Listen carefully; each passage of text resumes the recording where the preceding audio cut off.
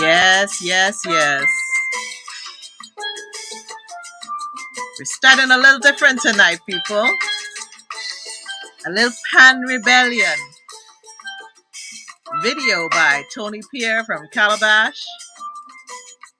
The music in the background, the Pannist in the background is Mr. Darren Sheppard. And yes, this is Victory Speaks. How are you guys doing tonight? This is the time for you to get yourself together. To invite your friends, get comfy, get a nice drink, some snacks, some candles, a warm throw, a notepad, depending on what part of the world you're in. You may need a cool drink. You know, some parts of Canada had a little snow day, but not where I was, but where I am. You know, you can just get carried away with the music and the beauty of Pan. So come on in and share. Remember, when you share, you show that you care. Yes.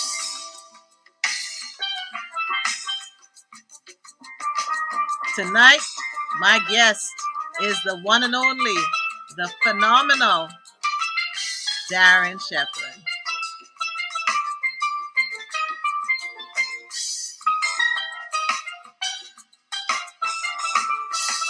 And so, welcome to the Victory Speak Show. Hope you are doing well. Hope all is well in your world. And tonight, we are doing things wonderful. We are doing things nice the way that we always do. I am Nicole Waldron, your voice of victory and your mental fitness coach, and welcome to the Victory Speak Show. You know, I want to amplify the stories of others and curate conversations for you with everyday experts, unsung heroes, and thought leaders that will empower all of us. You know, we have many conversations in our lives. We have good, bad, funny. You name it, we have it. And you can be inspired by it all. It's all about perspective. Tonight, I want to introduce you to one of my iron sharpeners. Now, if you've tuned into the Victory Speak Show before, you know I always say iron sharpens iron. And one of my iron sharpeners is a man I call my brother. He not only impacts my life and inspires my life, he inspires the lives of hundreds. And this is no lie. I think, in fact, thousands when we were to add it up. He's an international Pannist. He's an arranger, a music producer, a manager, instructor, an entrepreneur, and so much more. The multi-talented Darren Sheppard, fondly known as Sheppy, is not just a phenomenal artist. He is an experience to remember. I'm just going to give you a little snippet of who he is, and then we're going to get into the interview. You know, he's been a member, playing pan since young. You'll find out how young he was playing pan from. And he is a member of Faunclair Steel Orchestra for over 40 years, and he only looks like 30 or 35, maybe. He was instrumental in founding Fusion Steel and is founding member of several steel orchestras, including New Wave, New Dimension, Steel Orchestra, and Jesse Ketchum, Pan Vibrations in Toronto, Canada. He was also a former Clico agent, and the brother is fine. You know, he is also a dad of 2 grown sons. So help me give a warm Victory Speaks welcome to the one, the only, Darren Sheppard. Woo-woo! Woo-woo-woo-woo-woo! You're not ready. The crowd is ready. You ready? I'm a blushing. Are you ready? You ready? You ready? You're I ready. I want to know who is that you introduced there just now. That is you, my brother. It is all your accolades. So let me show off one time a jersey, right? Free advertising. Faunclair forever. Try to match the Faunclair colors on your shirt. I think you didn't do such a bad job. Thank you. And look, we have a demo on the line red. Sheppy, Giselle saying Sheppy. I will charge you my wardrobe consultant's fee. Okay, all right. I Yeah. like that. Well, let me just let everybody know is I choose the necklace, right? But don't let her the secret, now. Don't let her the secret. All right, sorry. So, anywhere, if you're tuning in live, let us know where you're tuning in from. If you're tuning in from Trinidad, you're tuning in from Canada, Jamaica, wherever, because we know Darren is loved in so many places. So, Darren, how are you doing? I am doing great. After God, I consider myself blessed to be able to be here tonight. And yeah, even in spite of all this sadness, I feel great joy to be Mm-hmm. able to share these moments with you and hopefully um, inspire somebody to understand that victory is possible. So yeah, That's it. I doing good. Victory is possible. You're starting off on the right track. Welcome, Sophia. I see Sophia Filmo on the line. Welcome, Sophia. And you can drop your comments in the chat. If you have a question, if you have a comment, it's all good. It's all good. We want to be interactive tonight. And again, welcome back to Toronto, Darren. You've been in Trinidad for a little too long, but I understand why. I understand why. I can relate. How have things been for you in Trinidad during the pandemic? Um, it's been an interesting time. My philosophy is out of adversity, there's always opportunities.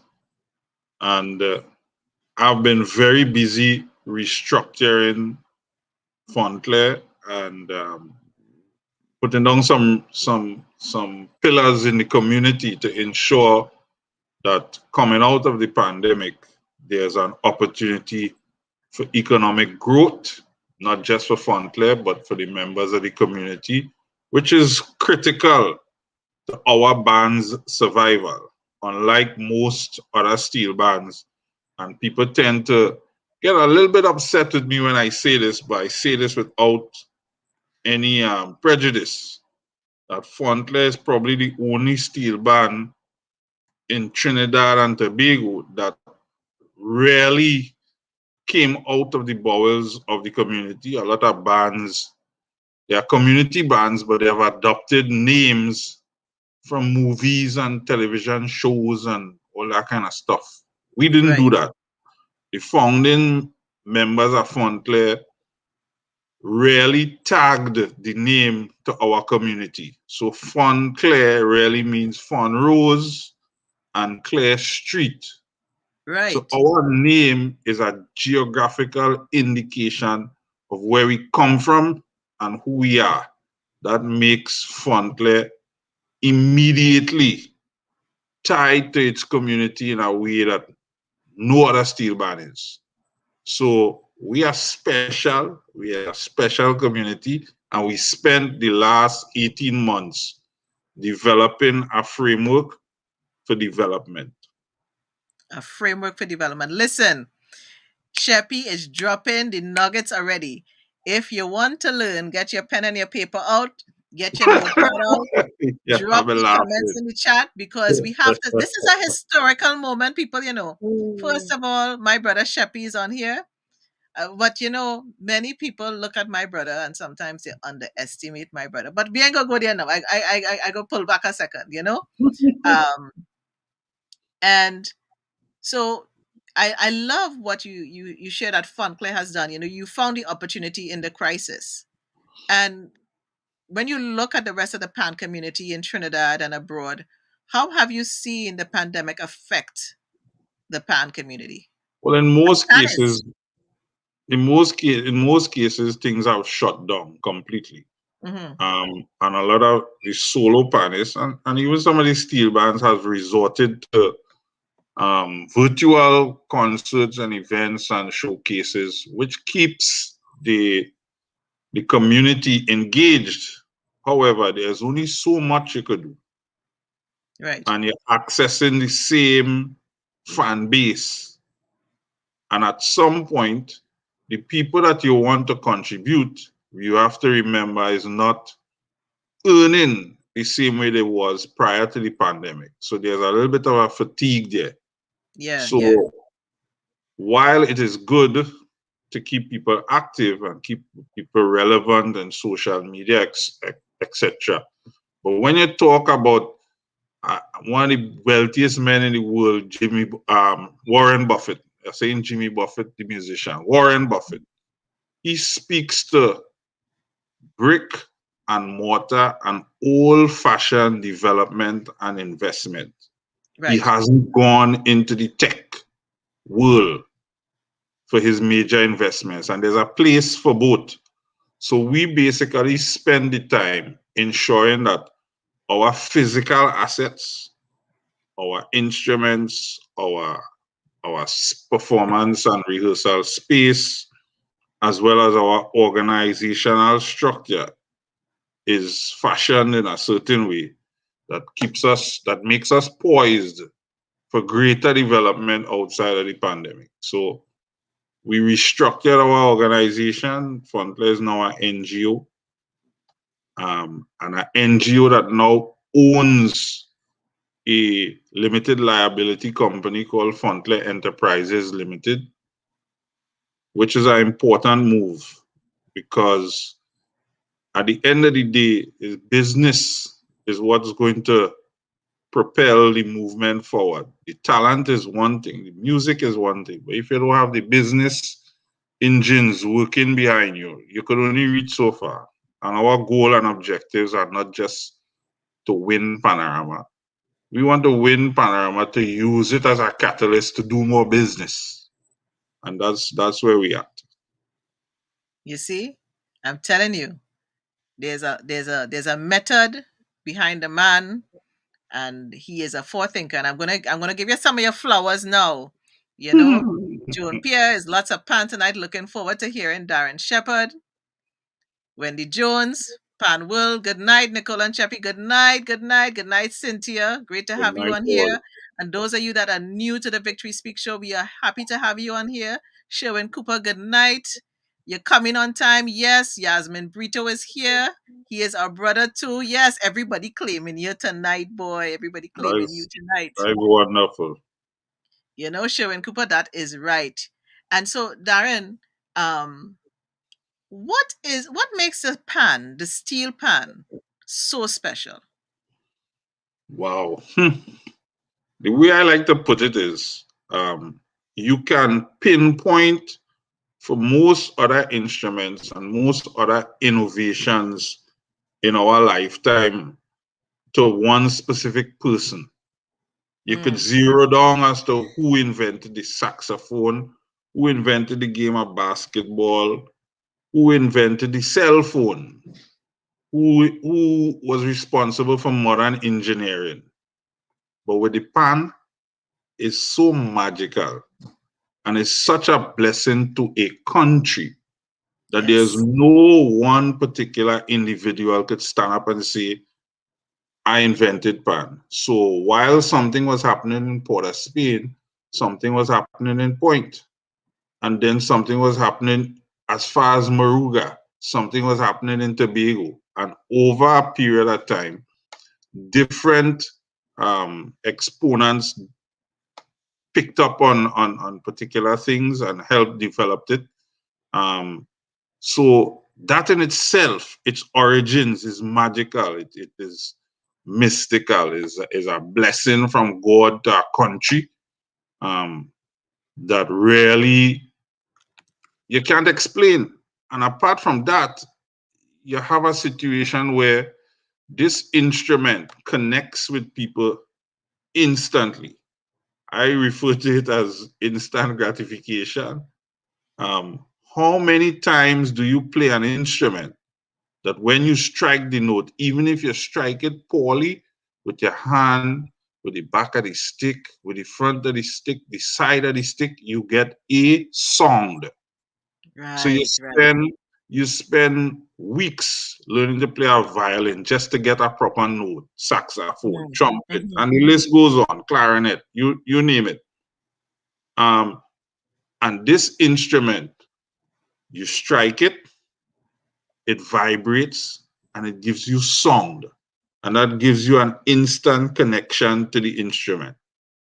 And that is unbeatable. There was a time a couple decades ago, pan was the fastest growing orchestral instrument in schools around North America, schools and universities, because of that said reason. You play a drum kit or an African drum, you get a percussive song. But when you play the pan, you get percussive as well as melodic. When other instruments, you spend a portion of time just trying to get a proper melodic song out of the instrument. What that is, what that represents a mystical gift from God above. That is what makes pan special. You see, I am loving this lesson. And for many of you, if you don't know about the pan, and I think we have a lot of pan enthusiasts on the line tonight. But I encourage you to share this, especially with people who don't know about the pan and the history of the pan. And for those who don't know, because let's not assume everybody here knows, what is the steel pan made out of? I know it's a basic question, but it's a complicated question.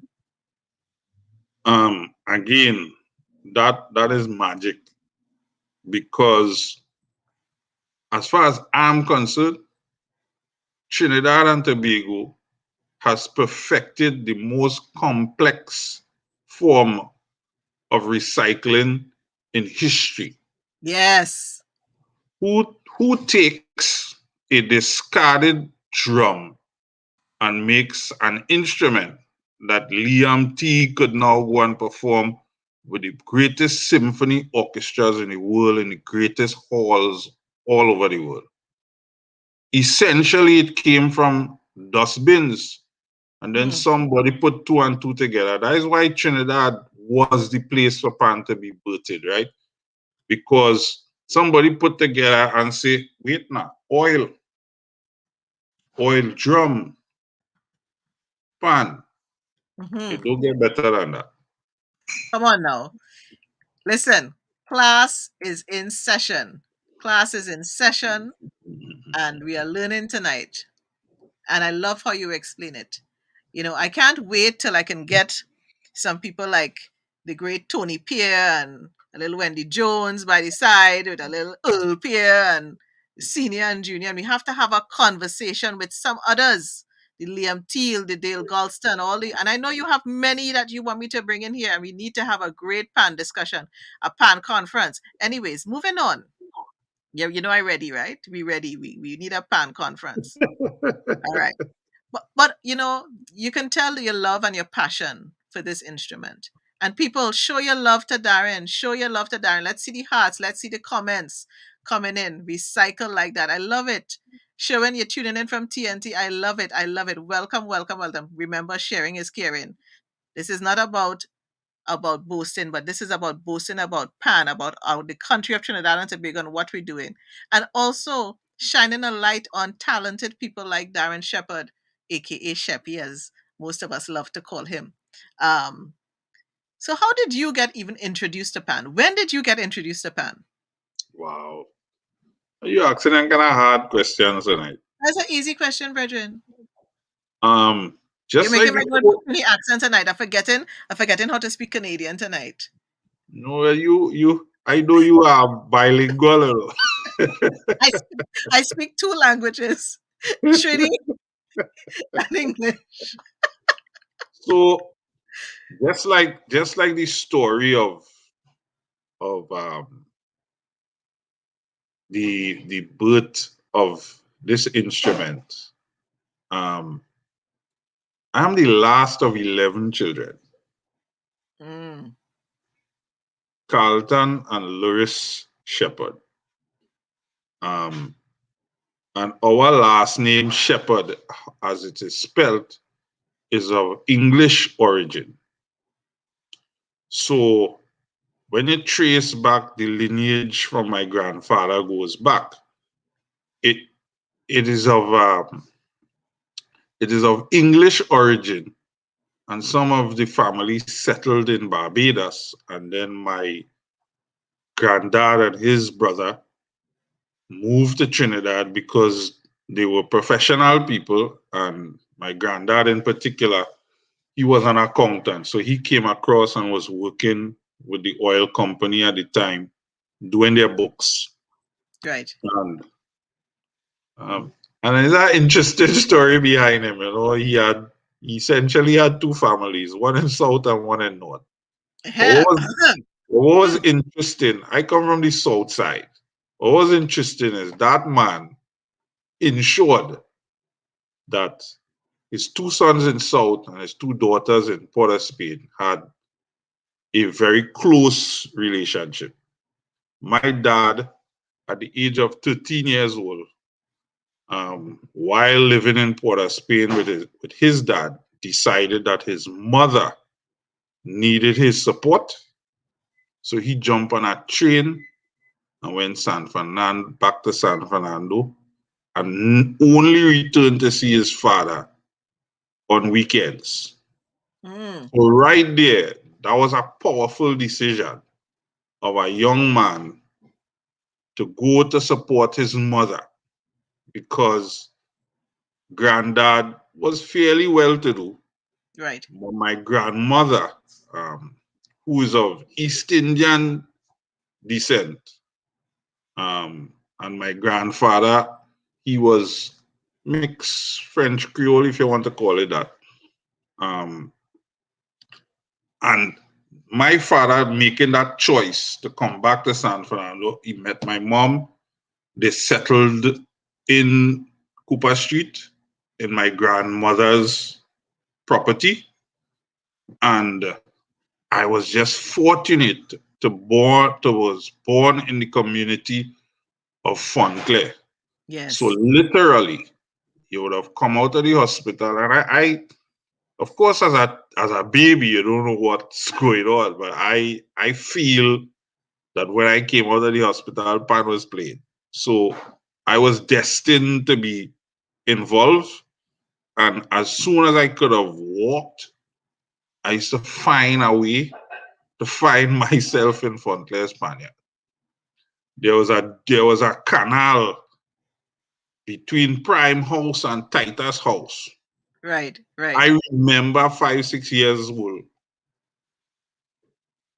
jumping down the wall by Titus and walking down the canal to go in the Panyard. And my mother would be looking for me. And when you're the last of 11, there's plenty of people to look for you, right? So it's a lot of times my brothers in particular would come by the Panyard and say, your mother looking for you. Go up the road. And I'd be walking on the road like all I don't understand. And there was a young guy, but their dad was one of the founders of Fontclair, the Belgrove family. Right. And Dwight Belgrove, who now resides in Toronto, at 8 years old, was the first person who pulled me aside and actually taught me a piece of music on Wow. one of the most difficult instruments to play, the double tenor. And I mean, we used to be fooling around and somebody playing bass, somebody playing that, and we just playing anything. But the first structured piece of music I learned was Dwight Belgrove was responsible for that. And it wasn't an easy piece of music either. It was Return of the Queen of Sheba, because Fontclair was learning that for the music festival in 1980. And from then, I was in love with Pan, and by extension, in love with Fontclair, in love with my community.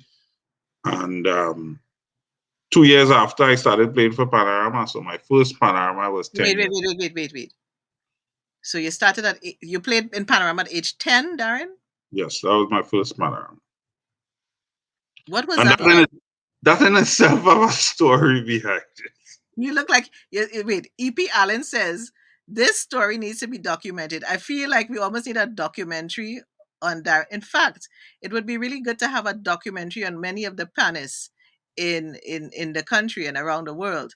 So you playing pan at age 10. How in God's green earth did that even happen? I can't even picture it. Little Well, Darren Sheppard. well, I'll tell you, my mom was a spiritual Baptist mother. and a very respected woman in our community. It have a Right. fight going down the road, and Lady Sheppard passing, fight done. When she gone, the fight could start back. But we just see she passing, fight done. We grew up in a time where sensimania was a big thing in our community. The police passing there running, Lady Sheppard passing, blood falling in the road, throwing in the grass. Look, Lady Sheppard passing on Mommy Sheppard. So she was well respected. Right. And one of my neighbors, Wayne Simon, started teaching me the song in 1982 because again we were any opportunity to get to the Pannist, we took. And he started showing me the song on a guitar part. Okay, but I was learning quickly because the first pan I ever played was a double tenor. So a guitar pan is much less notes, much less runs. So I was adapting quite quickly to the music. And he said, boy, we need to get you to play for Panorama. You know, you learning this tune better than everybody else in my section. I want you to help me teach the rest of it. At age 10. So my dad was working at Trimmer at the time. So he stopped driving. So he used to drop off by Rushwood Street gas station and walk down Rushwood Street, head up Cooper Street, stop by Madame Lee's shop, drink a sea jig, and I'd walk up to Madame Lee's shop and meet him. We'd sit down, drink a sea drink together, eat a drop, so some Chinese preserve, something, and walk down the road. So, for those of you listening who are not Trinidadians, a sweet drink is a soft drink. Keep going. A pop or a soda. Oh, yeah. Soda pop. Yes, go ahead. So this, after Wayne telling me, you think I should try and play, I say, brother, man, my mother is not going to allow me to play. And he said, well, let me talk to your father. I said, well, okay. He's come home from work all 5:30, so. But we had to meet him up the road before he crossed Clare Street. Because when he crossed Clare Street, my mother just began ready to take out the food and all. I don't know how she doesn't know she husband reached Clare Street, but she used to just know. So I said, let we set up ourselves to meet him. Okay, so Wayne and I went and we sit down by up by the shop, and he started to ask my father, and my father said, me, you have to ask your mother. He knew. He That knew. you, He knew. yeah, that is the woman, baby. You want me to send in the panyard? If she say yes, is yes. If she say no, is no. Right. There's nothing I could do about that. And we take that, and Wayne went and asked my mother. And she said no. And then Madame James, Miss James living right opposite us, seeing me going through the canal, and then higher up 2 houses was Miss Williams, Mrs. Williams. And I used to have to go to Sunday school in Open Bible Church and in Bethany Baptist Church every Sunday. And they are the ones who convinced my mother to allow me to play. Because Baptists have a saying, you could be in the world, but not of the world. So that was their sales pitch.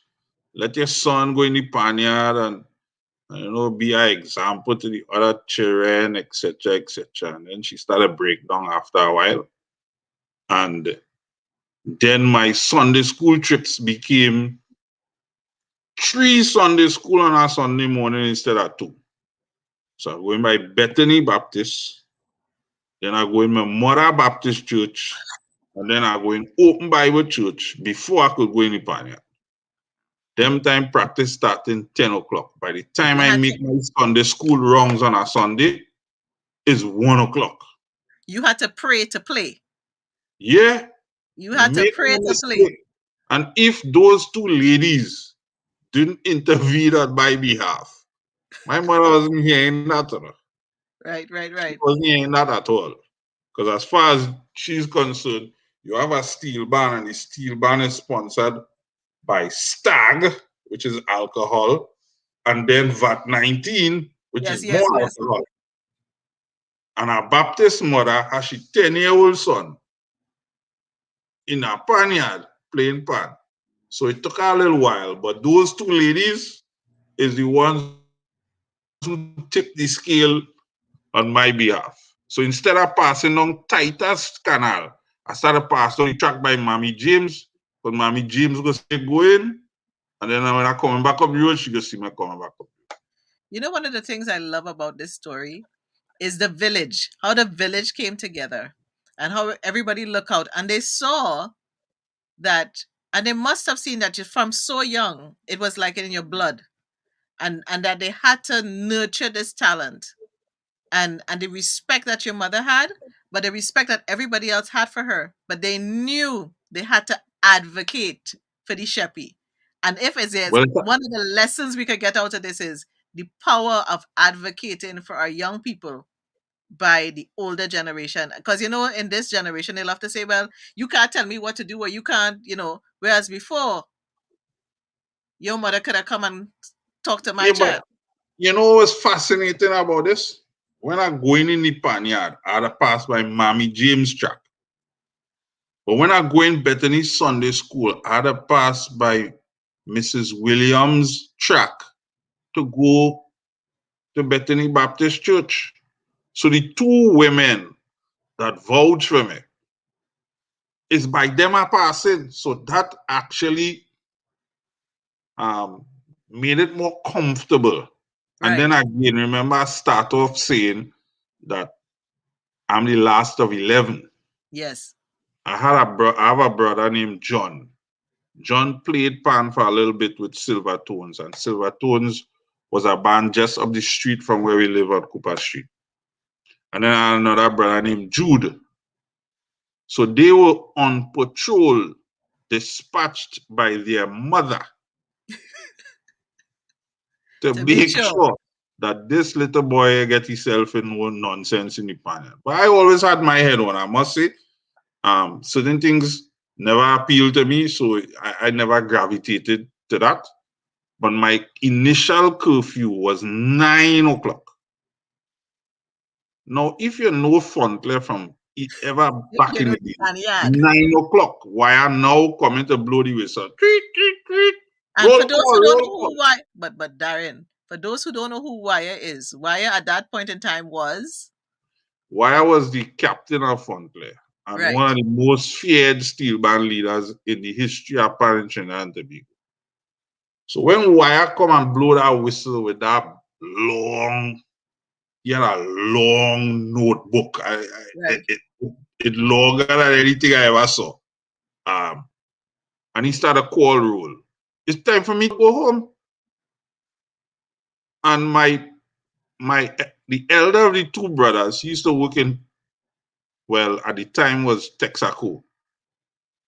I don't know how he used to get off at work 9 o'clock to come and front left and to make sure I go on home. And he had he two children home, but he studied me. So he used to come, stand up by the corner by the tank shop by the lamppost, and then signal my other brother. Boy, he used to just point in the direction of our house. Sometimes quarter to 9, 10 to 9, and I said, something is wrong with this man. And I'm telling him that a couple of weeks ago, and he laughing and telling me he don't remember. I said, I remember very well. You used to point, and then Jude used to come and say, your brother reach. And I used to Time to say, go. but practices start yet. And I Time to go. tears in my eye with this big guitar pan. And I play the guitar pan and I standing up on a stack box, alcohol again. And I put my pan inside, and everybody saying, "Small Sheppy boy, you get pulling boy." But the thing is, you were young, and it's so great to hear how your family really looked out for you. And it's to hear that, you've been with Fontclair over 40 years. That's a generation. That's so generational. And so as you evolve and you play piano, but before we go back into you, can you edumacate? And for others, that is my word I made up. I'm a Trinidadian. I'm allowed to make up words. This is something that is part of the Trini culture. And for those tuning in, I see those tuning in from the US in the house. We have them from Trinidad in the house, and we have them from Canada in the house. So if anybody here, let your victory speak. Tell us where you're from. Could you share with us briefly the different types of pan instruments that there are? Because Well, you the, mentioned the in, double tenor, you mentioned the guitar pan. the Because people just instrument see as one it. thing. Go ahead. No, people just see one thing and they don't really understand the steel pan is an orchestra made Yes, up of many it, pan it is instruments. a magical orchestra. A magical orchestra. Sorry. So you have the tenor pan, Yes. the double tenor, which is two drums, the double seconds, which is also two drums, and then you go down to the guitar, to the cello, and there are different ranges of cellos, and then the bass. And again, because our instrument is so unique, even the names of the instrument does not conform to regular musical standards. So a tenor pan is actually a soprano pan, which is the highest voice in the choir. But we say tenor, but Right. actually the tenor range is a double seconds. So a tenor is actually the highest male voice in a choir. So we just turn the whole thing upside down and make the thing unique. So when we say steel pan to the rest of the world, we really should be saying steel drum Right. Right. because it's a percussive instrument that you strike with mallets. So again, that speaks to the uniqueness of our instrument and of our people. And it's so sad that we as a people don't recognize and Yeah. support this instrument and the practitioners of this craft. And it's a craft. It is. It is, I really admire all of you that play the pan. And so let's take a minute for something here. Let's see if we can pull this up and show them a little bit of an orchestra.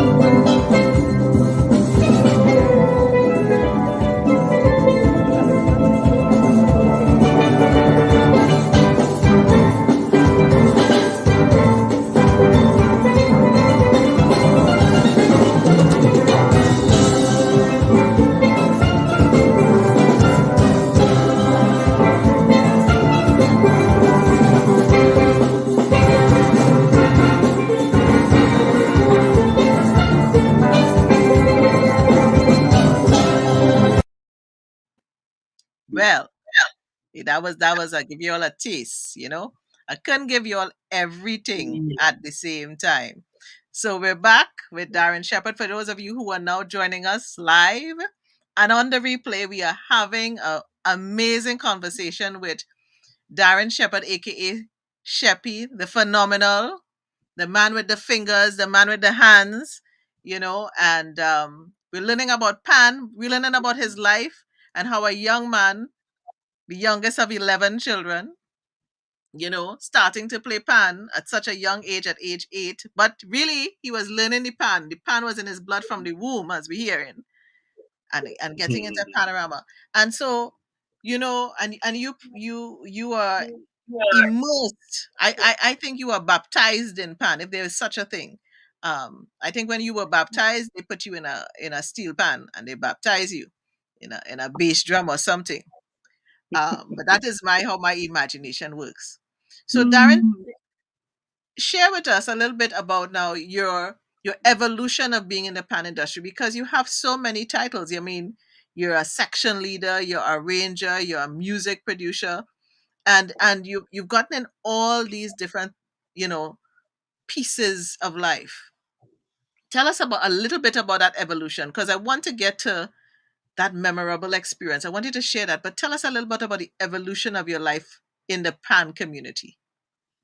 Well, for some reason, as a young guy, have always been trust or selected for leadership positions, and always had to balance schoolwork and other activities. I remember in Coffee Boys Anglican School, I was the head prefect of the school, but I was also in the choir. I was also in the dance group. Yeah, we used to dance with Joyce Curtin. For some of these trainees who know about legendary dance teachers, Joyce Curtin used to teach us how to dance, African dance, and all that kind of stuff. And playing pan at the same time. And I always been able to maintain good grades in school. So as my life evolved, it was always easy for me to balance multiple things. And I must say that people like Gwyneth Shand and Lorna Conyette and Louis Regis and others, those were teachers from Pleasantville Junior Sec and Senior Sec, somehow saw that in me very early and gave me multiple things to do. And somehow I was able to deliver. So as I evolved, even in Frontline Panyard, I remember something very significant took place. When we left Coffee Boys Anglican School, um, my situation was at the announcement of common entrance places, I was told, it was announced that I passed for presentation college. And then 3 weeks after, the principal called in my mom and said there was a mistake with the results and I passed for Pleasantville Junior Sec. Well, that was devastating. But when I got to Junior Sec, I see that it had pans there. The pans wasn't good, but it had pans there. That means there was a footprint for the instrument there. And again, I had a discussion with Wire, a very forthright discussion. Listen, there's an opportunity here for you to get players from the Junior Sec school to help move Frontline forward in the future. So if you lend us some instruments, a set of instruments, and I wrote down exactly what instruments I talking about. I was 11 years old. This is the instruments that we need. We will get the transportation, pick up the instruments, and we'll bring it back every Boxing Day. Because Boxing Day is when Frontline used to start practice. And you say, okay. So I got a letter from the principal of the Junior Sec, took it to Wire, then got a letter from Wire, took those 2 letters to the Borough Council yard on Carib Street in San Fernando, where there was a borough clerk called Kazim Hussein. He's now the Minister of Local Government in Trinidad and Tobago. He grew up at the top of Fonroe Street. So I hit him the Frontline line one time there, Partner, I need a truck to carry these pads. Take this letter from the school, there's a letter from Frontline, when I could get the truck. So he organized the truck, and I'll never forget the truck driver, we used to call him Uncle Badal. Every time there's a cultural event in San Fernando, he's the truck driver they used to send to pick up the bands or pick up the stuff from whatever organization. So Uncle Badal and me get real close, and I used to line him up to come and pick up the pants. And then Boxing Day, so we promised the pants had to be back by the time Frontline is ready to practice. I Right. used to get Uncle Badal to leave the house on Boxing Day to come and meet me in Pleasantville Junior Sec to carry those pants back. And at the time, I would have been the catalyst to start the band back in the school. I'd have been the arranger, I'd have been the captain, I'd have been the one who lays in between the morning shift music teacher for us to practice in the morning. We on evening shift, school starting at 12:30, but we in school 9 o'clock with the morning shift music teacher playing Wait, wait, wait. piano. You said you were 11, you said? Yep. Sheppy, seriously? Well, I surprised right now you're not the Prime Minister of Trinidad and Tobago. Now let me not go into politics. But All at right. the time, I was also the class prefect in my class. So being in a position like that now, you have the Yeah. heirs to the deans, and you have the heirs to your form teacher. So I used to negotiate. I negotiated for because our evening shift music teacher wasn't interested in part. So I connect with the morning shift music teacher, negotiated for our Pannist to go to school in the morning. Just imagine there's music exams and we're on evening shift. And then forward we doing music exams in the morning shift. So I was able to negotiate with the principal that listener, you see the 12 hour we sitting with exams in the morning. Listen, anybody need a negotiator right now? Call Sheppy, aka Darren Sheppard. We will put the number on the screen after, because if anybody need a negotiate, if you're negotiating like that from age 11, it is no wonder that you are accomplishing what you are accomplishing, especially with fun. And when I think back to the beginning of the conversation now, if you miss the beginning of the conversation, you really need to go back, because when Sheppy has explained and shared with us what has happened with Fun Claire during the pandemic and how they have propelled forward, I can understand where you are able to find the opportunities in a crisis and find the opportunities where you don't even think there's a box. There's no box. There's no box when you think, Sheppy. There's none. Laughing. All right. I just always believe that a fast no could become a slow yes. A fast no could become a slow yes. You all hearing that Yeah, one? with Come the on right now. with the right sales pitch. A fast no could become a slow yes. And all I want to hear is yes. Whether it's slow, it's fast, it's medium, it's in between. I just want to say yes. And anything that is good, anything that is just, Yeah. anything that is productive, anything that reaches out to people, it will ultimately become a yes. So hold on, Sheppy. My one of my mentors here, Shirley, is saying, put that on a t-shirt. Listen, and I know you have your people back home. So somebody, we trademarking that now. We saying it out loud. A fast no will become a slow yes. Trademark Darren Sheppard. We are making sure we say it live here so that nobody taking that and running with it on their t-shirt. Right? And That's so we the way don't do it. that I. So, and now we only reach age 11. Ladies and gentlemen, children of all ages, there's going to be a part two to this. But part two will happen tonight. We ain't stopping. We go in. We in for the long haul. If you can't stay on, you will have to come Listen, back for the replay. I bring my water I tell and my you, Thai tea and all kind of thing. we only reach age 11. So we will fast forward a bit. So now, what was some of your memorable moments? Because I know, you went to the Apollo Theater and stuff, and you had Teen Talent. But would you say those are there with some of your memorable achievements in life?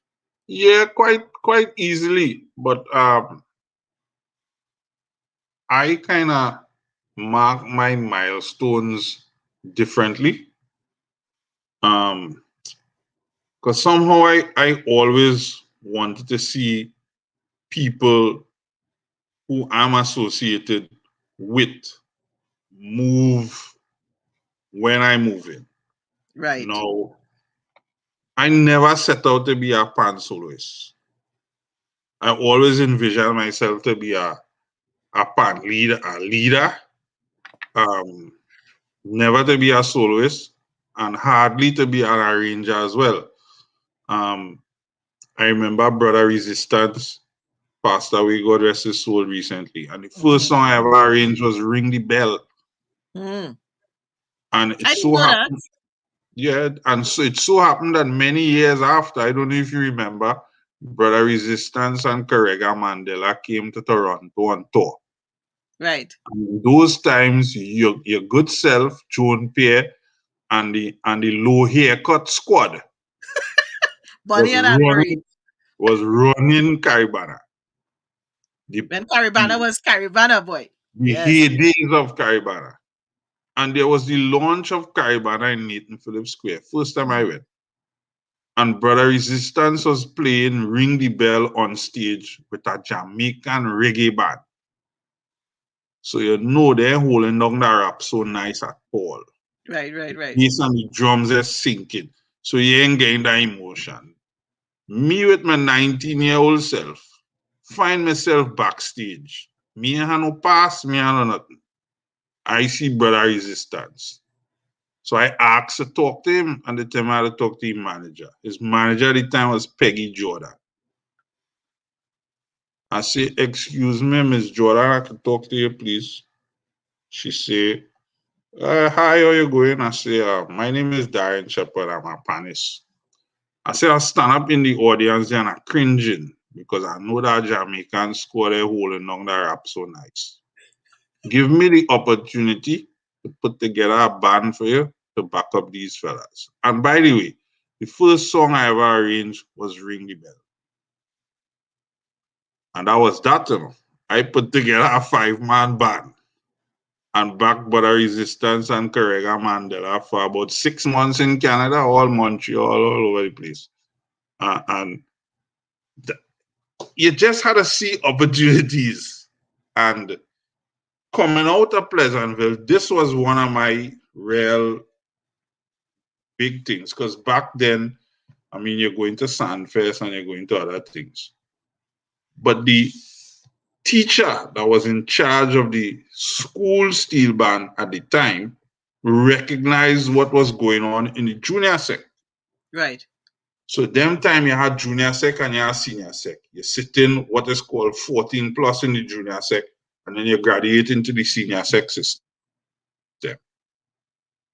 And Mr. Hollis Clifton, recognizing what's going on, came to the junior sec. And I negotiated with him for every single member of the junior sec steel band that I was the captain of, and at the time I was the head prefect. So I had a little, A I little had pull. a little more say in the running of the school. I was the head prefect of the junior sec, but I was the head prefect of the entire school as well. So I negotiate everybody going senior sec. If you can make that happen, we no problem. You I can't respect make that. that you can't make that happen, but I don't know what you'll be losing out on a real good band. Your band will get better. And we all except for one guy ended up in Pleasantville Senior Sec. Those things are more important to me than me going in the Apollo or me winning Teen Talent or me playing in them jazz festival because it was an opportunity for the people Right. around me to progress with me. I love that. And that's one of the things I love about you. But however, I wouldn't say but and a however at the same time because like there's a kind of double thing there that didn't work. What was it like being in the Apollo, brethren? I mean, in 1990, how old were you at the Apollo? I was 18. So I an was 18. 18-year-old performing at the Apollo. What was that like? That had to be something special. Well, there's a story behind everything, right? Darren, there's a So story. You need a book. there's a story behind everything. I took part in 1990 in Teen Talent, and I was registered for Teen Talent by my then teacher, who never really taught me in school, but she was like the go-to person in Pleasantville at the time. She registered me for Teen Talent without me even knowing. Made arrangements with my mother and all kind of thing without me knowing, to get ready to go to audition and all this kind of thing.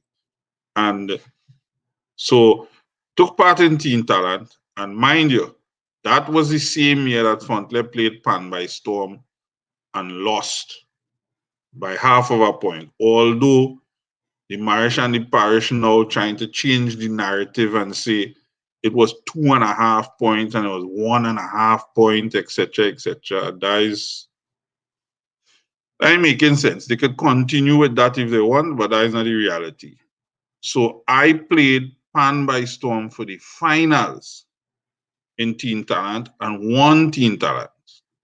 And back in those days, you used to get 2 tickets to New York. In the 12 and under, you used to get 2 tickets to Disney World.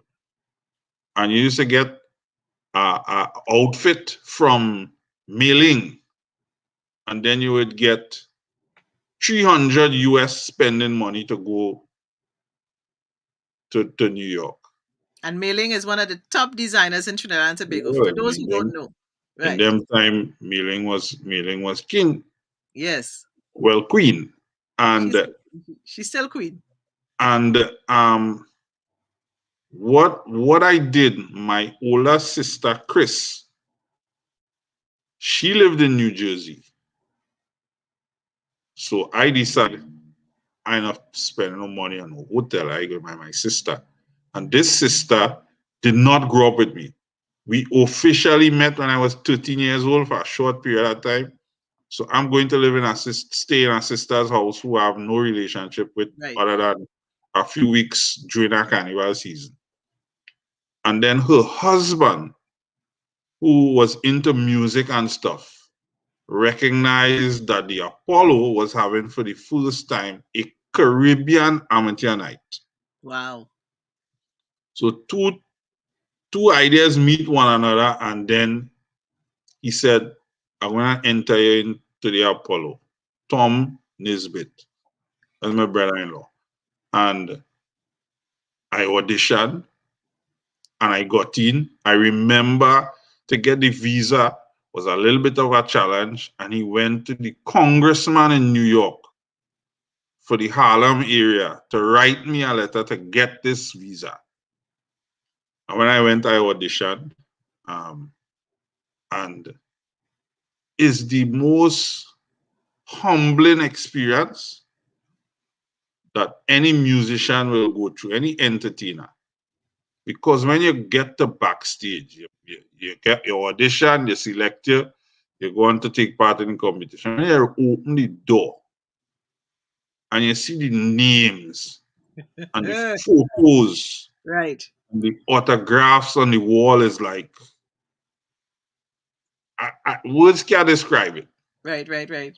And then when you look at the log that everybody who's anybody rub their hands on, and you get a chance to rub your hands on that log before you go on stage, man, that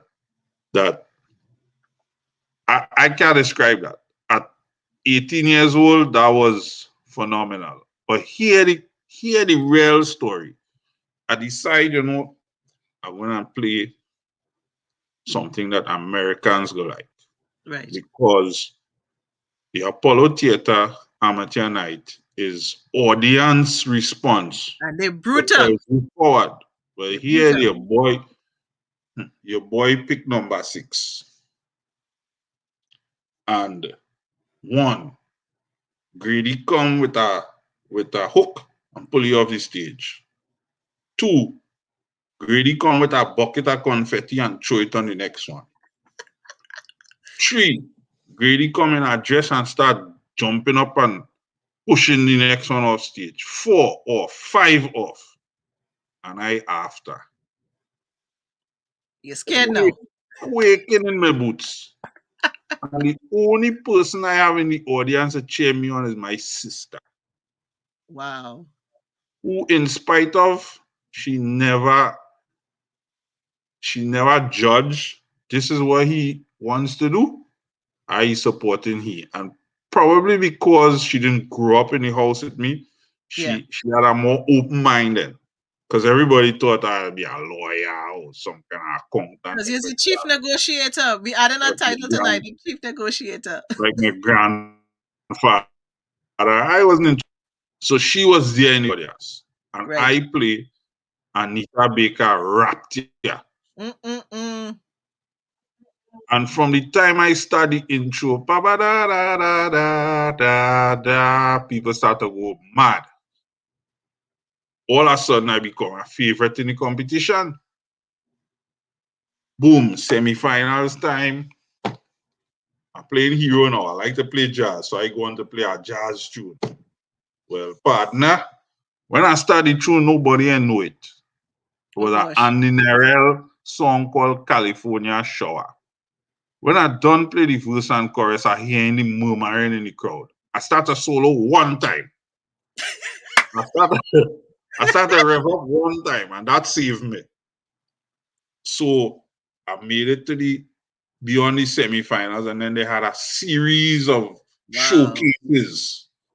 So people from the Caribbean Amateur Night get to perform on the regular Amateur Night. So I did a series of that. And then for the finals, at the time, Pan by Storm, which is the same song I play to win the Teen Talent, that Fontlegge Robin, Pan by Storm was the theme song for the Caribbean Amateur Night. You throw that in there. I hear that. Go ahead. I say, well, this destiny. I played Pan by Storm for the finals. And I destroy that Pan by Storm that night. And we had a little trick. I used to turn it over the back of the stick and play some real quick passages. Well, people go on nuts. But as 2 singers, one from Brooklyn and one from Manhattan, won. And they won because they had more people in the crowd than me. That's all it was. On that final night, I had a friend there and my sister. So I only had 2 people to cheer for me. So I ended up coming third. Get a nice little cash prize. I still have the little trophy home. And then after, I was one of the favorites to get called back to do showcases. So all in all, I probably performed on the Apollo stage in that year and a half 9 times. Now you see, they're loving this. Lisa asking, where's the video? So we're going to have to find this video somewhere in God's video. We're going to have to find the video. That is WLIB, WBLS, Percy Sutton and them in New York. I think they sell the radio station, and I'm not even sure where to even begin to look for that. Well, where there's Google, there's a way. And so everybody joining live and on the replay, we're going to do a little something now. We're going to share Mr. Sheppard playing a little pan. And we're going to take a small break. And we'll be right back. Don't go any.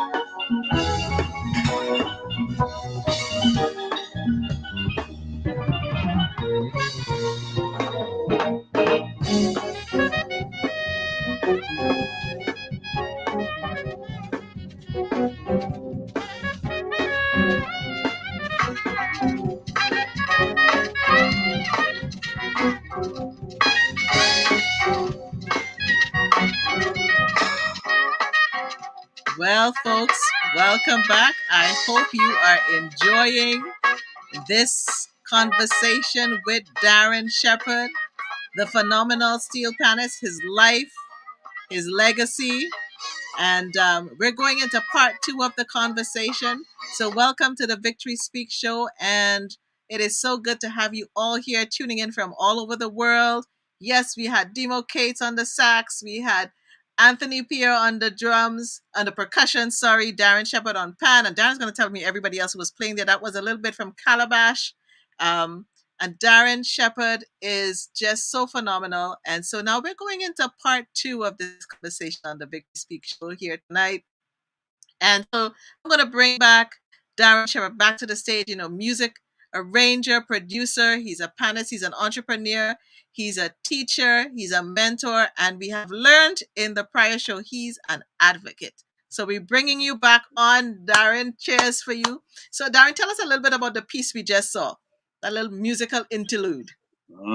That was from Calabash, a song called Bash, which I composed and was ably assisted by my dear deceased friend, Mr. Dave Williams, on keyboard.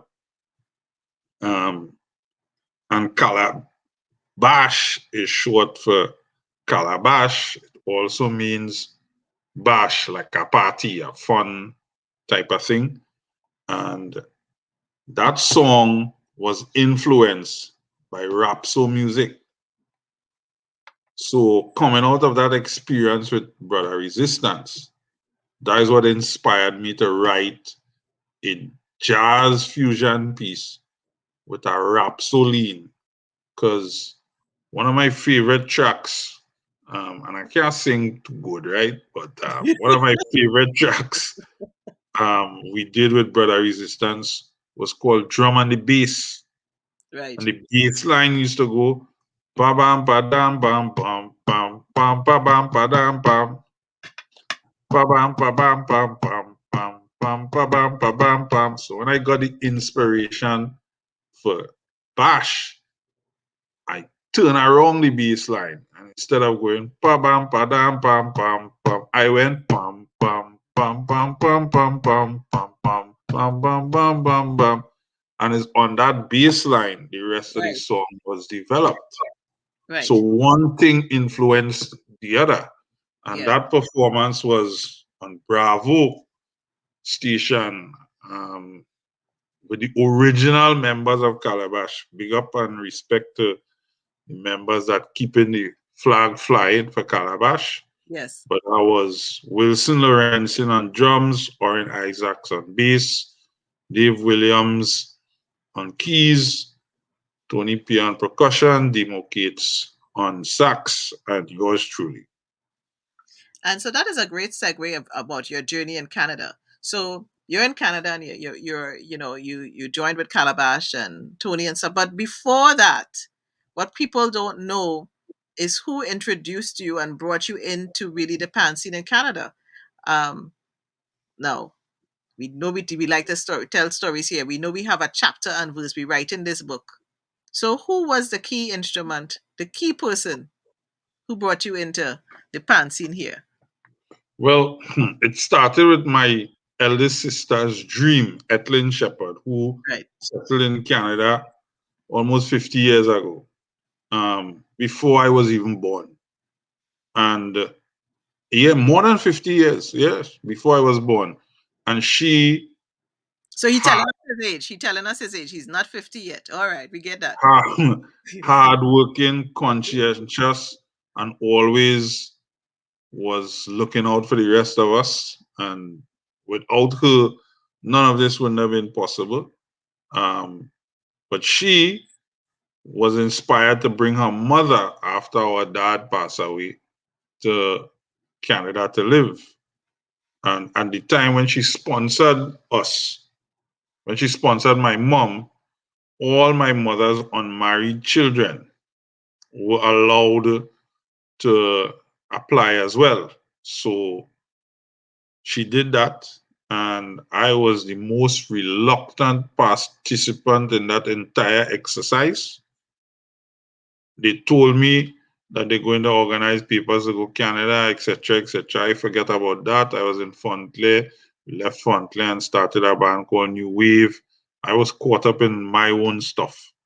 And I reluctantly, literally, they had to drag me kicking and screaming to Canada. Because the morning they woke me up and said, you have to go to the doctor. I said, to the doctor? I'm not sick. Why are I going to the doctor? Get up, you have to go to the doctor. Because by that time they realized I wasn't interested. But because of how the papers were filed, at that point, if anybody dropped off, they had to start the whole process again. So I went to do my medicals, etc., etc. And I thinking, well, okay, this could take about 10 years before it happened. And boom, within a year, it was time to pack up and leave. I got to Canada. I spent 2 weeks. I went back to Trinidad and I spent 6 months. And I came back just a couple hours shy of the 6 months period for my visa to expire. Okay. We have a cousin called Norma Core. Norma, everybody knows Norma. Norma sings calypso. I can't remember her calypso sobriquet in Toronto. Right. But her husband, Dave Core, knew I was here. And they had a little band called D Squad. So he was trying to get me involved in D Squad. But I was adamant, I ain't trying to get involved in no band here. I want to go back home and see what my band on the road. So I ain't going to practice with nobody. Right. Then Cecil Muggs Clark. Right. A lot of people wouldn't like me to say that, but that's the man who started the ball rolling with Panjas and Panorama in this country. And he don't ever get the credit for it. Cecil Muggs Clark had a show in the Skyline Hotel on Airport Road. And he used to run a car rental in the Skyline Hotel called Skyline Car and Truck Rentals. And Cecil Clark had the first major Panjaz concert in Toronto that was supposed to feature Robert Greenwich and Ken Professor Fillmore with some of the young Pannist in Toronto. For some reason, Ken Professor Fillmore couldn't make it to the show.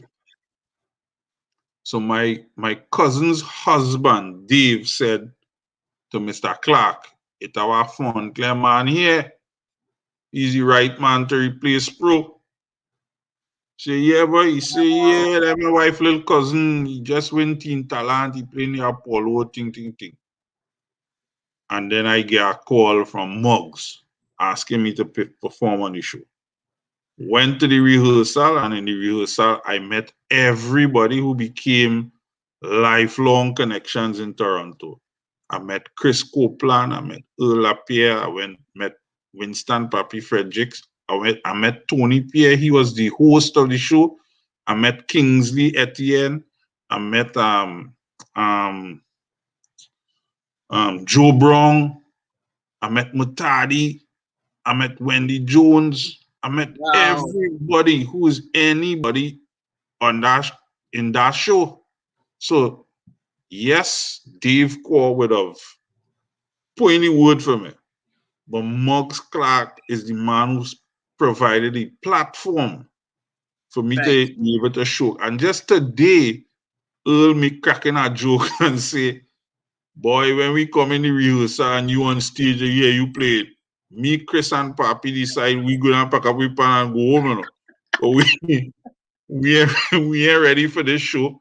But these brothers became my real brethren in Canada. In fact, God rest his soul, Chris Copeland, and we're gonna do a celebration of his life on the 12th of December at Crave. And we're gonna bring the whole crew together to really honor him because, of course, when he passed away, there was no real opportunity to COVID to give him the kind of send off that we want. So reach out to them guys and everybody ready to rock. But Chris Copeland, I hope you're all streaming that. That has to be streamed because the amount of people that will want to be there, there is no place that could really have that place don't have the capacity to hold the kind of people that will want to be, Sheppy. Well, that is part of the plan. Okay. But it's Chris Copeland coming out of that show that taught me the city. Right.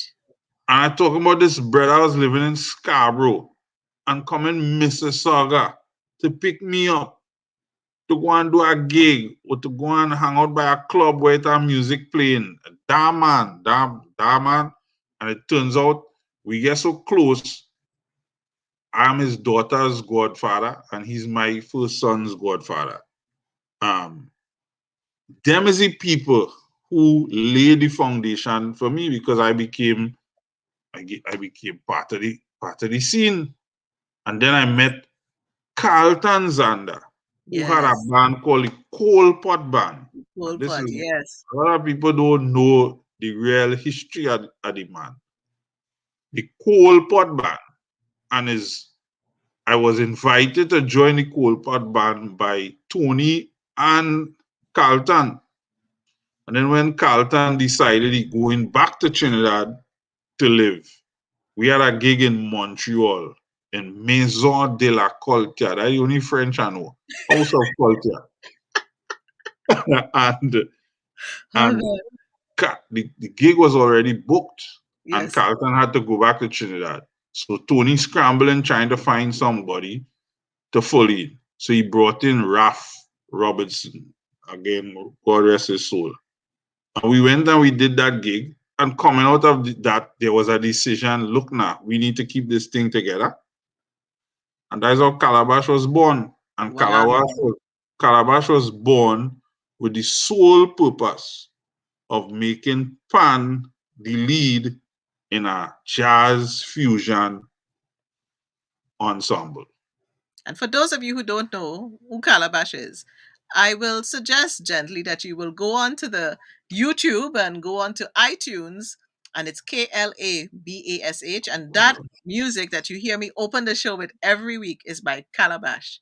And I am so honored to be able to play the music of Calabash every time I open the show with the permission of Anthony Pierre and Darren Sheppard and the writers of the songs that we play. And if you were in the show early on, you heard we started the show tonight with Pan Rebellion. So I encourage you to go listen. So Darren, Sheppy, you're doing all this stuff. You're in Canada. This is the first time I actually heard the story of the full story of how you met Anthony Pierre and how I know why Calabash got started, but I didn't know the journey into that. And so Mhm. looking at that, what were some of your key moments that you found here in Toronto, highlights in your in Toronto for you? Well, of course, Calabash had a successful series of concerts, Yeah. and we played for the who's who in Toronto. I remember we performed for um, Montreal's birthday. There was, and the city of Toronto presented Montreal with a gift for one of its anniversaries, and Calabash was part of the gift. So that was one. We did stuff for the National Ballet. We did a whole host of top and high level performances, and all the original members has moved on to become real top class musicians and movers and shakers in the music scene in Toronto. But I'm going back to what really is my motivation. Very early, again, Cecil Muggs Clark, there was a program called Jobs Ontario Youth. And Jobs Ontario Youth used to find summer jobs for young people in Ontario.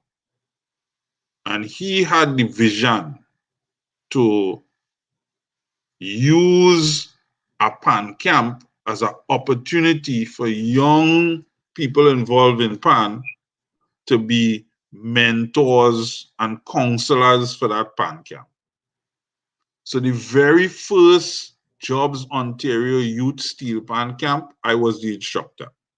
And the both of us structured that program in a way that we started to bring young people from Trinidad every summer to be counselors.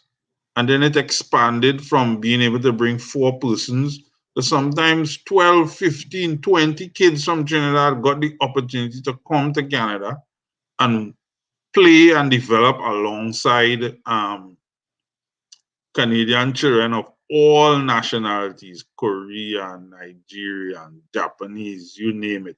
You name it, Polish, all kind of kids from all kind of backgrounds. And it turns out years later, after starting that program, my own 2 kids were benefactors the first time they came to Canada on their own, Right. was to take part in that program. So the So thing your run sons are playing pan. Your sons came up to play pan with the group. right. And you know what's the interesting thing? They always looked at Pan as the thing that keeps their father away from them. So they were Mm, never really interested until they came here and was part of that program. So it just kind of speaks to how sometimes you start something, but if you start it with a good heart, yes. it brings benefits later down the road. Because for 2 years, my kids came to Canada, all expenses paid, and was paid a monthly stipend for the 2 months that they were here from something that I would have helped started 15 years before. Wow. That's legacy. That's legacy, Darren. That is legacy. And when I hear you talk about your sons, you know, what does a fatherhood mean to you? That is everything. That is the most important thing I've ever done in my life. That is my greatest accomplishment. I could play for whoever. It pales in comparison to the awesome responsibility of being a parent and a single one as that. I had to make some real tough choices. I left Canada and went back to Trinidad to be able Yeah. to look after them. And the irony of life is that I'm sitting in Burlington, Ontario, in my son's living room doing an interview talking about them, who I'm extremely proud of. The older one, he just left for work. They work in the same company. I won't call the company's name. Right. Right. Uh, One man is the department supervisor for freight, and the other man, the younger one, who actually was working in that company first and laid the groundwork for his older brother to be part of the team, he was just made department supervisor, customer service, and he starts on Monday.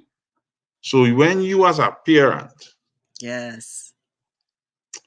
if you eyes look at plenty National Geographic and nature thing and that kind of thing, right? And the number one responsibility of any parent is to bring their child to the point where they could take care of themselves. Mm-hmm. It doesn't necessarily mean that this child must have a doctorate in XYZ. The number one objective in the animal kingdom is for parents to nurture their offspring to become self sufficient.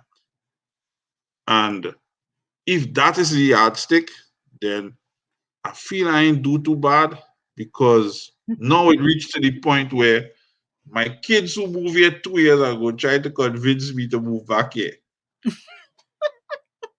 But what? Wait. Now I'm hearing them, and I have to say I really love the analogy of what you did for fatherhood, and you are an excellent father. And when I watched those two young men, you know, knowing them as little boys and wanting you to be home, and you went back home, and you stopped what you were doing here to go back home because you were Yep. flourishing here, and he The said thing no, was nice. The place things was are hot. nice, you Thing know. was booming. And it really speaks to when, is it about fame or is it about family? It's when you have to make those difficult decisions about what's most important to you. And you've played with, if I remember correctly, you even opened for, was it Natalie Cole and Tobago Jazz Festival? Yeah, yeah. And a lot of people don't know the very first cocktail party that the Toronto Raptors had. after they make the announcement that they're going to open the team, I was part of the entertainment that night in Ontario Place with Orrin Isaacs and others. This is okay. We had the official press conference. Now we're having a cocktail party in Ontario Place. I was there. They need to bring it back. They need Eleanor, whoever's on the line. They need to bring it back to do a little something to maybe the Christmas party or something. No, actually, they need you to come and play the Canadian national anthem on the Raptors basketball court. I go in big and wide and far because the kids are grown now, so you could travel the world. However, Yeah, if yeah, you were to leave Trinidad now, you have laid such this. I mean, you went back home, you laid another foundation. You started again in Trinidad. So, give us in a nutshell what has happened in the transition now back into Trinidad. Well, I moved back to Hold on, Trinidad officially. Mhm. hold on. Sherwin done say no, he is needed back in Trinidad. Sherwin is like they're not letting you Mr. go, boy. You better Mr. do Cooper, behave yourself. Um, I officially moved back to Trinidad in 2000 when my it. second son was born. And in that experience, I had to make the tough decision to become a single parent. So I had full custody, care, and control of my two boys. Um, from when my second son, who is now 20, when he was 18 months old. So I was the kind of dad, even though prior I was living in Canada, when I go back, like, Mom, you could drop everything I hear, I could take care of them, I carry them to the clinic, I meet with the teachers at school, I prepare the lunch, I change pampers, I do everything. Um, but that now created an opportunity for me to start to work with Fontley. I started a junior steel band back then, and that evolved into a number of players who turn out to be accomplished Pannist at present. Then, like in anything, I have the bad habit of being a little bit of outspoken. So I used to speak out against certain poor management decisions in Fontley. Me and the boss had fallout.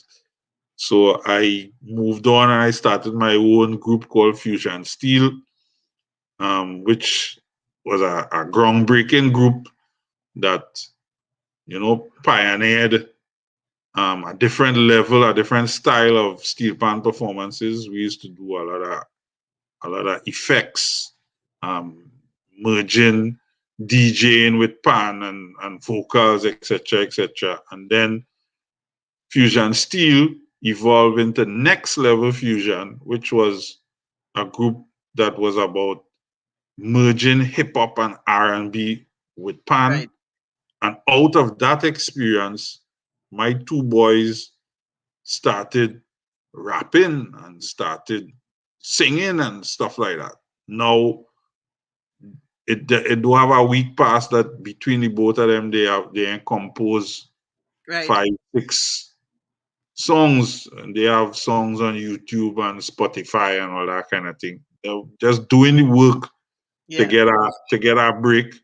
Um, at present, both Fusion still at Next Level is on a kind of hiatus, but everything happens for a reason Yes. because coming out of that experience, they evolve management skills and then involve being able to interact with people because I would send them to negotiate. I would send them on a gig and for them to talk to the promoters, and they would be responsible for packing up the instruments and dropping the players home when the older ones started to drive Right. and that kind of thing. And it's that foundation is now what they're relying on that No, now, propel right now. them to the positions that they are in the company that they're working in. And coming out of Fusion Steel when that had to take a little hiatus, some of the founding members of Fontley approached me privately and say it's time to come back home.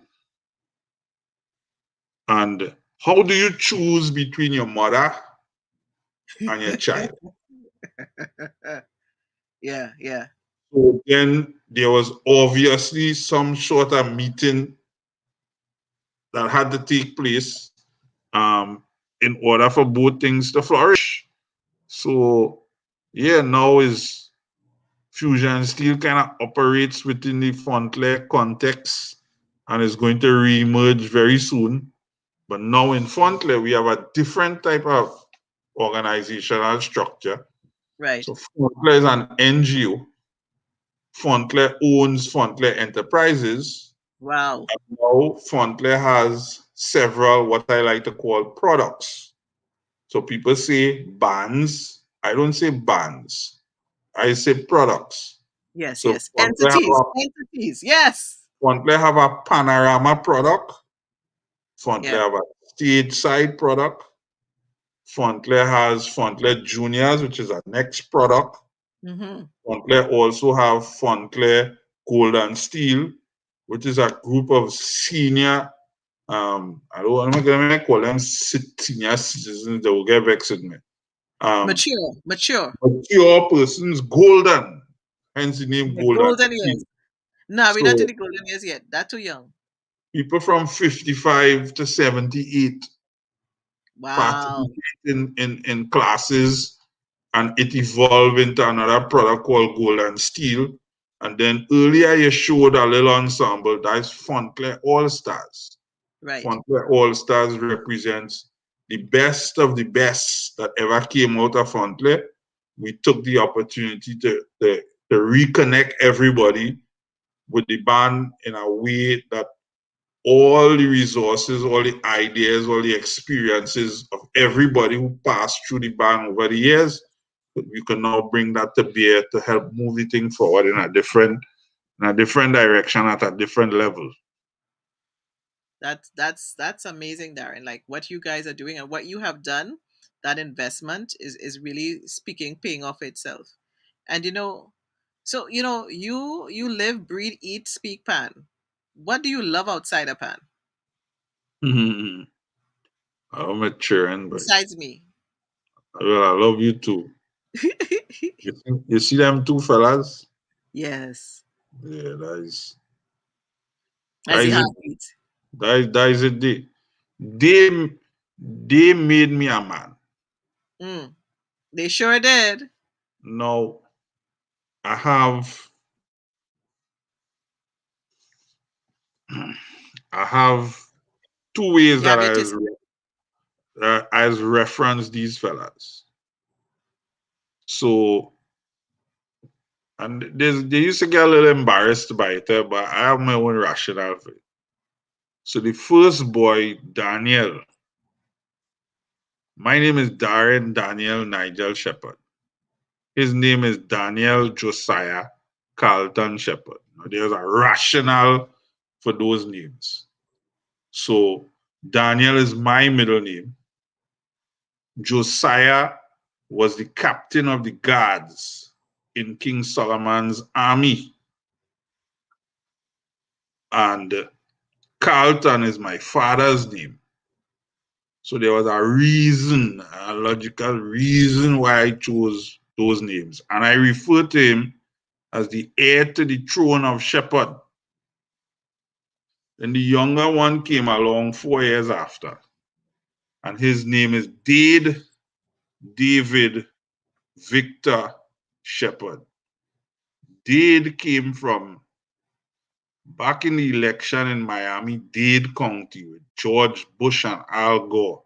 I was a CNN freak. So I used to watch politics big time. And my elder son, he used to be there and he watching and he hearing the name Dade. So when Dade was born, he's actually just before he was born, he said if he's a boy, he's going to name him Dade. He take over the whole show. He's going to name him Dade. And then if it's a girl, he's going to name her Silky. So thank God it was a boy. So Dade got his name from his older brother, Right, as in Miami-Dade County. right. His second name is David. David is my spiritual name. When you get baptized into the Baptist faith, you're given a spiritual name. Right. And we all know who David is in the biblical sphere. Right. One of the most powerful men in the history of civilization. Yes. So David, and his other name is Victor. Victor is my granddad's name. Right. So I carefully, except for when Daniel intervened and said, no, his first name is David, I carefully crafted what them fellas going to be. And the younger one, I refer to him as the keeper of the flame. I love that. So if you're the heir to the throne, that means you're the leader. Right. But without the right support system, then you can't lead effectively. And every leader needs somebody that will stand in the fire line on his behalf to protect him. But he himself is also a leader. So after all these years at 24 and 20, the younger one started working in this company first. Right. And he tell his manager, I have a brother, and he better than me, you know. I love this. So he get the work for his brother. Then his brother got promoted before him. Right. And now they both on par in the company. And in fact, now the younger one, as customer service department supervisor, is now responsible for more people than his brother. His brother works on the night shift, but the younger one now have to interact with all the customers, all the cashiers, Right. all the merchandisers. He's in charge of the whole front of house of this company now. So they are now understanding why I say what I say. And I've never gotten the opportunity to explain this, but they were named specifically, and the terminology I give, the position I give each one of them is very important, very significant. Very sick. And I tell them all the I time, don't let nobody come between you, not even me. I love that. If you I all love had to that. stand up together against me, I gotta appreciate that. And You have created a brotherhood. You have in This is brotherhood. You have forged a brotherhood between two brothers by being the father and the man that you are. And I mean you can tell from just who you are, and those who are listening live on the replay, you got to go back and listen to anything that you missed and share, because you built a foundation. And I love the way that you were so systematic in the foundation that you built in their thinking and in their psyche. And being a single father, I am always been so proud of you. And I want to stop right there because then I will start crying. So when we think of the young ones, what is your advice to this upcoming generation and to their parents who are raising them still, like um, myself? hmm, Raising sons. Let's be specific. Let's go for raising sons. allow them to be who they want to be within a space that you could still control and guide. Mm, Because, like, just like me, my family had a vision in their mind as to who I would become or who I should become. right. I did pretty decent in school. Um, so they had aspirations and desires for my life. When I moved to Canada, every day I used to hear, I had to go and find a job. And I used to say, I have a job. So me understanding that now, you should tell them you need to pursue your dreams, but understand the reality of the economics Right. in order that could allow you to pursue that dream. Yes. And I never felt that my children were born to be in Trinidad. I always felt that they needed a bigger landscape. So when the time came and they wanted to come here because a few times they visit. The Yeah. first Yeah. time the big one ball along the airport to come back, and he don't want to come back to Trinidad. The little one didn't care, he going wherever his father going. The big one kicking and screaming in the airport because somehow they knew that is here they're supposed to be from very Right. young. Yeah. Yeah. Yeah. So you now have to find a balance with allowing your children to pursue them within a controlled space. A lot of people used to say I was very strict at that kind of thing. But being a single parent, sometimes you need to be because you don't have four eyes watching them, you only have two. Two. Yeah. But no Yeah. no have glasses, so it's four. Hush him out. But when I go to the mall and stuff and I Yeah. see people's children throwing temper tantrums and throwing stuff, I don't know nothing about that. Right. Because we going in the mall, I sit it down before we go. I say, here, listen, now. We going to buy school shirts. We going to buy Ishmael Khan. I could buy two snacks for you Right. and two snacks for you. Don't tell me nothing about nothing else because we ain't come for that. I have no money for that. And don't play mad and try to embarrass me. Yes. Because I tell them what my mother used to tell me, I didn't make children for them to embarrass me. All you ready to go? Yes, Dad. Right, we go in.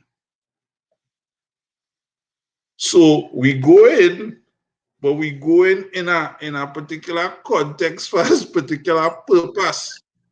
And you Yes. know that beforehand. And we make a deal and you tell me you understand. So you can't come now to play embarrassing me in Gulf City. Then I go and embarrass you. And you don't want that. So when everybody used to be beating the chair and I used to be giving them the eye. And the eye alone stop any attempt at misbehavior.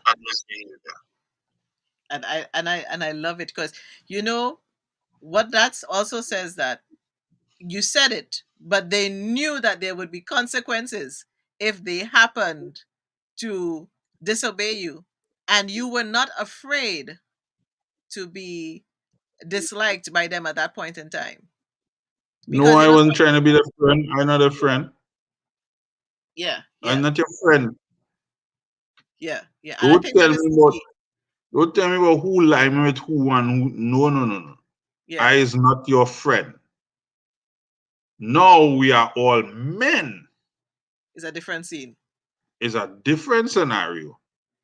But when them growing up with me, I is not your friend. Who tell you I is your friend? I don't want to be your friend. I your father. Don't You know, forget that because I will remind you wherever is necessary to re-imprint that in your mind, wherever. Don't feel that but you know that what would be that nice, Sheppy? You know what would be nice to sit down. I would love to bring you and a few men together to sit down and talk to mothers raising sons, because I think we need that advice, that guidance as bringing up sons. And you have done a lot, and you have a good foundation. And when you're looking at the pan community now, as we starting to wrap up this interview here, what advice, in a nutshell, afraid to ask this question, I feel I I'm going to feel be the answer too. okay. I feel like I should leave that for the last one. I don't know. In a let me give you what kind of shell, what kind of nutshell, in a peanut shell, not a walnut shell, or maybe I should give you an almond shell because that's a little smaller. What advice would you have for the pan community in moving forward and strengthening the pan community? Hmm. You gotta start with thinking beyond panorama. Um, we have been, Trinidad is a competition society, Mm-hmm. and everything revolves around competition. When in the real world, competition is for amateurs, and then you progress into a professional career. Only in Trinidad you compete against one another when you're 70 years, you're on stage conducting a band trying to win $1 million, and it costs you 1 million and more to go to the competition for bragging rights. That's why earlier when I said um, we want to win Panorama, but we want to win Panorama as our objective to propel business activities. Because the only way you can run a profit in a Panorama situation is if the prize money is 10 million and up, and 10 million and up for the last place band in the finals. When you have a band that is sponsored by a prominent entity, getting $1 million sponsorship, you win $1 million. It means you're spending almost 1 million to win that million. It don't make no sense. So we have to, if we maintain in Panorama, we have to look at Panorama differently and sell the rights to Panorama in a way that the average Pannist that performing in the band way down in the country could earn something from it. And even if the earnings is small, then you now have to find ways to add value to that Pannist existence for being involved. So we at Fontley, at present, we putting together a membership card. And this membership card will be given to all our players, all our members of our fan club, and even members of the community, that now affords them discounts at various business establishments within and outside of our community. So at present, we have a dentist on board who born and bred on the corner of Clare and Dutton Street, right in Fontepania. We have we have an optometrist, we have a tire shop, we have a bookstore, we have a hardware, we have a grocery. So now the little money that you're making from participating in Panorama and other steel pan activities is not just about that alone. You now have a vehicle that you can now get discounts, which adds value to your day-to-day living for being involved in this orchestra. Yes, yes, I yes. spent some time in Clico as an insurance agent, and you understand the value of proper financial planning and putting down something for the future. If we Right, could create an environment that for being involved in Fontclair, you now have some expert financial advice, one. Um, and we have that kind of people on board who could give expert financial advice. And outside of that, now you create a pool of money, invest that money in instruments that will bring dividends to support members in the times of crisis. People are dying. We're talking to Belgroves about an indemnity plan where we could make sure that our senior foundation members ain't have to be looking for money for funeral. We're talking about being able to assist our members in the event of an illness, mm-hmm. um, and that kind of thing. So you add value outside of the meager earnings because the mathematics does not make sense for everybody to get big money from playing pan. But if I could make your living easier during the year, Right. then you would tend to gravitate to us. For example, we just wrap up our book drive in Trinidad just before I came up to Toronto. Mhm. And all our members, 52 plus in our junior orchestra, got books to go back to school. Wow, Sheppy. Some get stationery packages, and 12 kids got their entire book list Wow. taken care of by our book drive. 12 most neediest. Then we went into the 6 schools that we involved in, and we gave stationery packages to each school, 10 for them to choose 10 of the most neediest. So now Wow. when a parent sees an organization that the kids That are involved in, going that distance to ensure that they're developing. Out of that exercise, we now have a library that children can now come and borrow books. So you yes. have parents from other steel bands now approaching Fontley to get books to the children. So you have standard 1 books, you need standard 2 books. You bring your standard 2 books, 1 books, and we give you a standard 2 books we have. Because Yes. somebody going to be coming in and going into standard 1. So you have people who got the entire book list looked after by this book exchange program in Fontley. So That is amazing. this one program impacted over 200 families. Wow. So it's all about adding value. It's not just about playing pan or you win panorama. All of that is just by And the Gloria says that, you said it. I love what you guys are doing. It's not only about playing pan. And, you answered a question that I was thinking about, like, what would be the message for, Trinidad and Tobago, for the world, when they think of organizations playing pan, investing, thinking outside of just playing, but it's a holistic investment. And, as I couldn't say it better, hats off to you guys, as Gloria says, hats off to you guys. This is something that a model that needs to be taught by many. And Sheppy and the team at Fonclair and those around you, I commend you. And as we start wrapping up, I know we just have a few more minutes. And I know you kind of touched on it in the beginning, but what does victory look like to you? hmm, 'Cause you're on the vic- Victory Speak show, so you have to talk about victory a little bit. What does a little bit? victory is for me is Daniel Sheppard and Dade Sheppard being able to take care of themselves. Hmm. That is victory for me.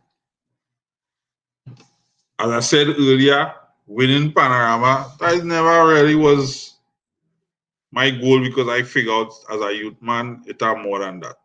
Right. Michael Jordan is the wealthiest sports person in the world, not because of the time he spent on the court, but by the business deals that he made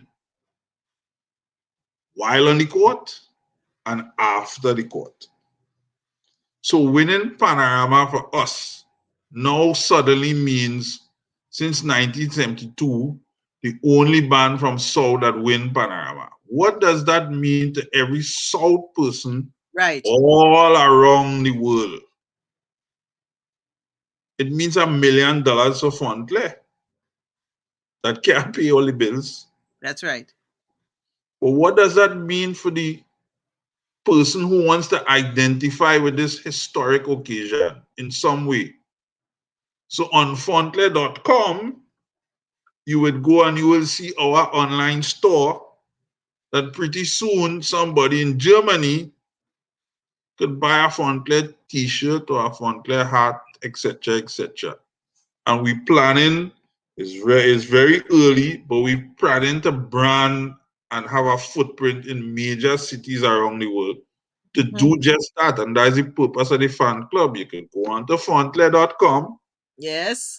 and join the fan club that when you come to Trinidad for Panorama, you could now have discounts on Fontley memorabilia and merchandise, a seat on the bus for the Panorama, all inclusive situation where you get your food, your jersey, your hat, your flag, your rag when you go into the panorama competition because you're a member and you're Right. paying your membership dues. That membership dues is now revenue that we Yes. could use to invest to further our programs in the community and in the schools, etc., etc. So winning the panorama is not about going to try to win the panorama next year. Is winning the panorama is using that as a platform to do bigger and better things for your community and your membership.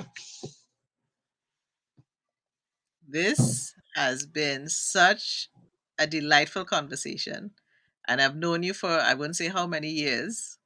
And, Pastor Dottie says the best investment is that which is invested in young people. They will be the men and women of tomorrow. And Gloria's like, you're running for elections. That's what I saying, Gloria. No, no, no, He ain't no, going there. Yeah, he say he not going there. He not going there. no, no. I had dual citizenship. I had gave up my Canadian citizenship, He's but Canadian, nothing. eh? He's Canadian, No. eh? He's Trinity to the bone, but he's Canadian, eh? Yeah, man. Maple Leaf all the way. Well, folks, it has been so delightful to have you all here tonight. And, you know, thank you so much for tuning in and being part of this amazing conversation. It means so much to have you stay with us for the last little while. And sorry, I'm just playing a little Darren in the background there. And he's you hear the music in the background, and Darren is supercalifragilisticexpialidocious, and he is, a friend, a brother, and we thank you for impacting and doing what you have done into the community, not just in Trinidad but in Toronto and around the world. And for those who missed a part of the conversation, go back to the beginning of the show. It was so good. I enjoyed it. I hope you enjoyed it. Let's see your comments in the replay. Thank you, Gloria. Thank you for all who listened. Serena, thank you. A dynamic conversation. Good program. Thank you so much. Um, Sharon says he learned so much about Darren. Um, Wendy, great conversation. Keep up the great work, Darren. And so thank you so much for tuning in and being part of the Victory Speaks conversation. Darren, hats off to you. Wishing you and your Oh, sons I want all to take the off my best. hat, but you go see my ball head. Well, you deserve to have a little ball head. Good job, Mr. Sheppard. Hand raise, hand claps. We giving you your flowers, and I know you're not afraid to take flowers. You're a man who can cry. You're a man who can take flowers. And tonight, I know you don't take compliments well, but we want to make sure that you also understand that you are a pillar and a staple in our society. And for those who missed the show, please go back to Victory Speaks on YouTube, Victory Speaks 7 on YouTube, and Victory Speaks 77 on Facebook. Share it with your friends, share it with your family. And next week it's we're doing Veterans Day in Toronto, and Monday we're going to do the show with Kevin Jr. And so tune into that show, and remember to let your victory speak. Live like there is no tomorrow, you know and if you want to know more about the show, about what we're doing, be sure to follow me on Instagram and on Twitter at Victory Speaks 7, and subscribe to the YouTube channel. I'm trying to get, can you believe I don't have 100 followers yet on YouTube? What's going on here? I need my Victory listeners to tune in and to subscribe. I never really push these things, but I think I'm being told I need to push subscribing. We're on Clubhouse at Victory Speaks 7. And you can catch the audio podcast, which is the inspirational part of the Victory Speaks show, on Spotify, Apple Podcasts, and anywhere you can listen to your podcast. And Albert Pike says, what we do for ourselves dies with us, and what we do for others lives on forever. Love is in the details. Every day, seek to have an inspired conversation with someone you love or someone you meet today or have met along the way. Your conversations can be inspired by your truth, your love, your story. Make sure you have a meaningful one, and it can just start with a smile. We love you. All the best. Thank you for tuning in. Awesome show, Darren. Way to go, Darren. And the comments are coming in. And so thank you, thank you, thank you, thank you. And good night.